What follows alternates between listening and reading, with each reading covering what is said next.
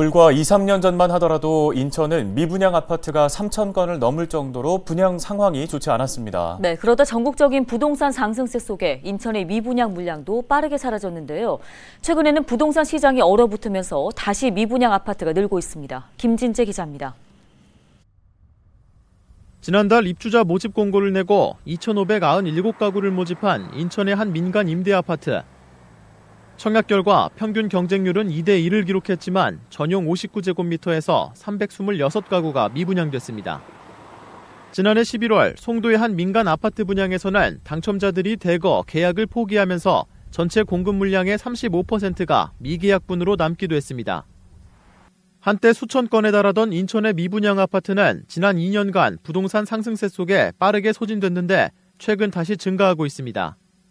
지난해 4월 123건에 불과했던 미분양 아파트는 점차 늘어나 지난해 11월에는 423건을 기록했습니다. 매매가에서도 변화가 감지됩니다.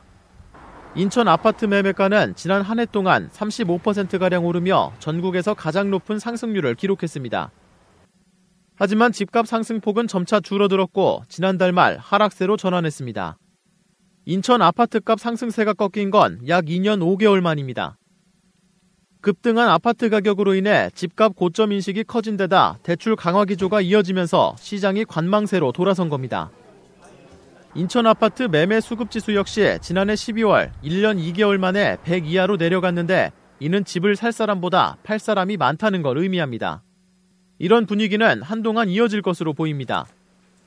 부동산 규제에 더해 대출 금리가 꾸준히 오르고 있는 데다 인천의 아파트 공급도 늘어날 예정이기 때문입니다.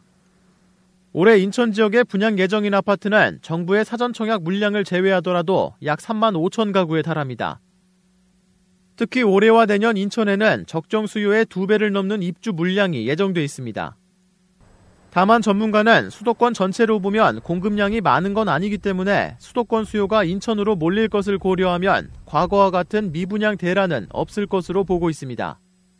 미분양 물량이 아주 많이 쌓일 것 같다라는 생각은 안 드는 게 주변에 봤을 때 아직까지 주변보다는 분양가라든지 이런 부분에 메리트가 있기 때문에 또다시 서울이나 인근에서 오는 이주 수요가 발생할 거다라고 좀 판단이 되고요.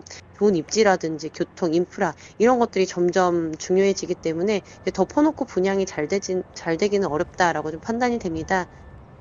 내 집 마련을 준비하는 수요자 입장에서는 일단 청약을 넣고 보자식의 접근보다는 입지와 자금 계획을 고려해 신중히 판단할 필요가 있어 보입니다. 헬로티비 뉴스 김진재입니다.